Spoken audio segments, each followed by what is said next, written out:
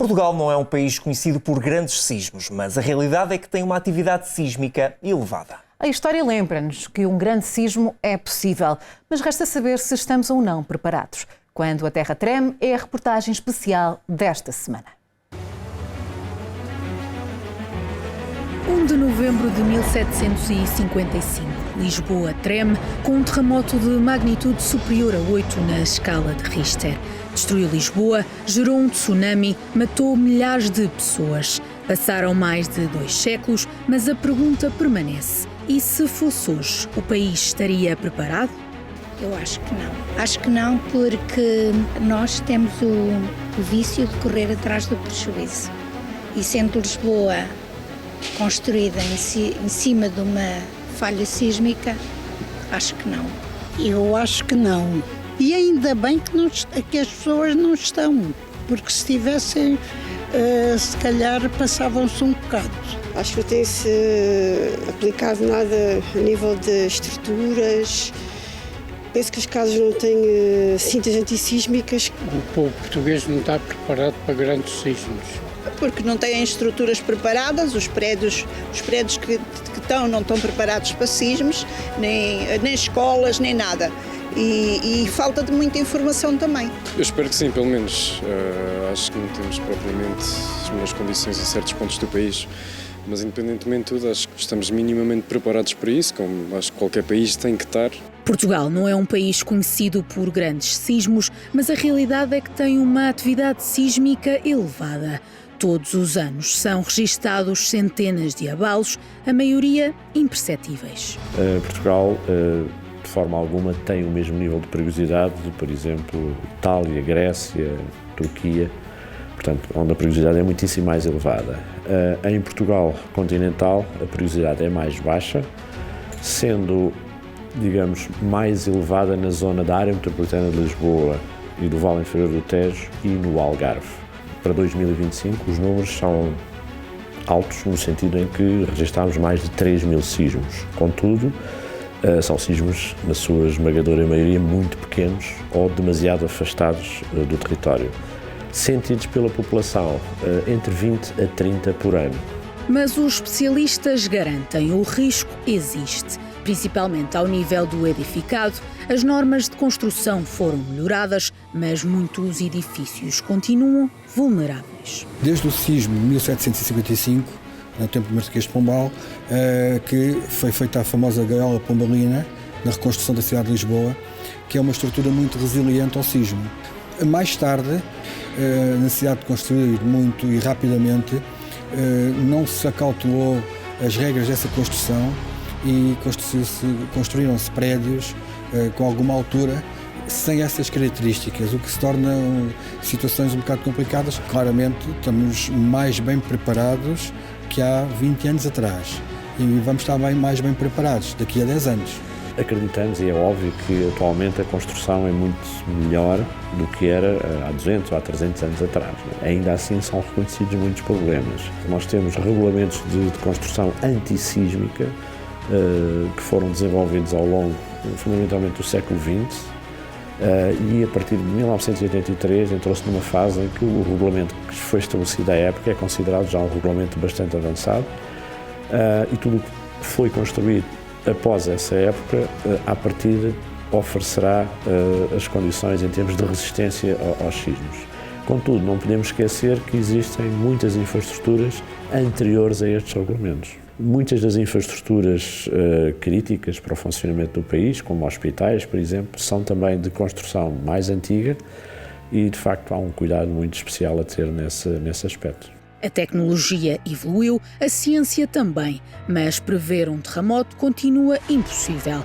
O que é possível é monitorizar em permanência e ganhar segundos preciosos. Nós temos um dispositivo, que é a chamada rede sísmica, temos neste momento um conjunto de cerca de 100 estações distribuídas por todo o território nacional, entre Açores, Madeira e Continente. Portanto, existe um conjunto de sensores que medem a vibração do solo e transmitem essa informação em contínuo e em tempo real ou quase real para o data center aqui do IPMA. Prever um sismo não é possível de o fazer face ao conhecimento atual que temos sobre o fenómeno.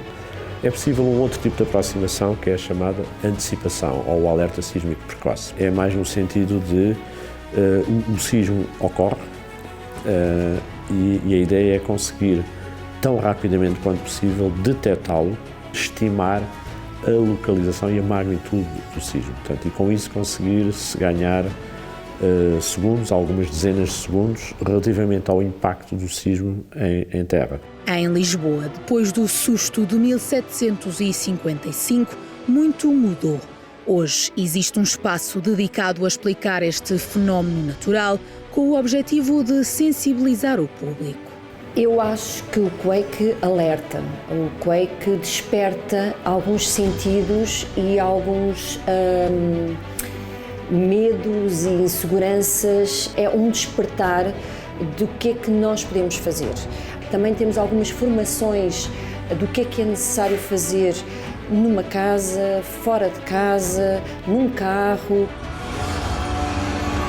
Através de experiências imersivas, o museu recria o ambiente de um sismo e conta a história do terremoto que marcou profundamente a cidade de Lisboa.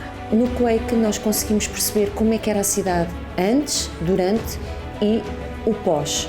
Hoje temos a cidade que temos, maravilhosa, uma cidade linda, muito devido ao episódio de 1 de novembro de 1755. Atenção! Exercício alerta tsunami. Tal como noutros países, também em Portugal existem planos com o objetivo de antecipar e preparar uma catástrofe. No entanto, podem não ser suficientes. Existe um documento feito há muitos anos, que é o Plano Sismológico Nacional de Intervenção, que nos dá algumas diretivas do que fazer em caso de sismo. Esse plano precisa de ser revisto, precisa de ser melhorado. Precisamente porque o fenómeno sísmico não é frequente, ou tão frequente quanto isso em Portugal continental, essencialmente, as pessoas tendem a desligar-se um bocadinho do facto de que vivem numa zona que está sujeita a ocorrências sísmicas. Nunca ninguém está completamente preparado para um fenómeno destes. Mas obviamente que em Portugal, em particular, têm sido tomadas diversas iniciativas no sentido de conseguirmos estar preparados. Perante um fenómeno real, portanto, as coisas, obviamente, podem ser diferentes, mas, obviamente, esta preocupação existe no seio das autoridades, os fenómenos são estudados, os planos de atuação estão estabelecidos, existem exercícios, portanto, a preparação possível de fazer a esse nível é feita. Mas, se calhar, temos que fazer mais exercícios, trabalhar mais sobre esta problemática. Nos primeiros segundos de um sismo, cada gesto conta, por isso é preciso saber exatamente o que fazer.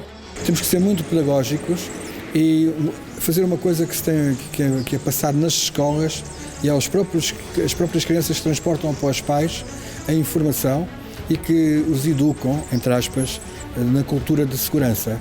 Nos casos dos alunos, em salas de aulas, colocar-se debaixo das mesas, agachado com as mãos na cabeça, ou então entre portas, entre ombreiras, que é onde a capacidade de resistência do edifício é maior. Se sentir o sismo, saia, e aí também é preciso ter muita noção do que fazer. Se eventualmente houver o colapso do edifício, ver que a distância da altura do edifício pode ser a distância que se tenha que retirar ou afastar do próprio edifício para não ser atingido. Mas antes de pensarmos sequer na possibilidade de um sismo, como já vimos, o mais importante é prepará-lo. Por isso, as autoridades aconselham a ter um kit de emergência sempre pronto. Uma bateria agora para o telemóvel, um powerbank, um rádio, um transistor daqueles antigos, para não perder a comunicação com o exterior, nomeadamente ouvir as comunicações das autoridades. Os medicamentos, se for pessoa que tenha necessidade de ter medicamentos, os medicamentos mais necessários, água, também é muito importante. Depois alguns vivos, nomeadamente conservas, que permite também manter-nos alimentados, algum agasalho, alguma roupa, no caso de ser de inverno, ou algum equipamento que nos proteja. Portugal não sabe quando será o próximo grande sismo, mas sabe que ele vai acontecer. Por isso fica a pergunta: o que fariam os portugueses se sentissem a terra tremer?